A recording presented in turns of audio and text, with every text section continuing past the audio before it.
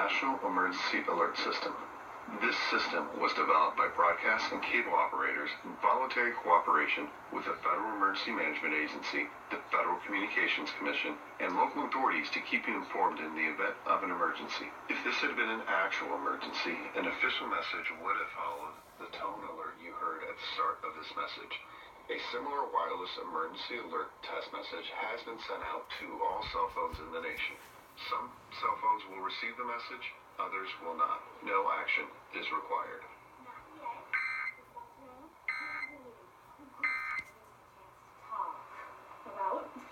I've been thinking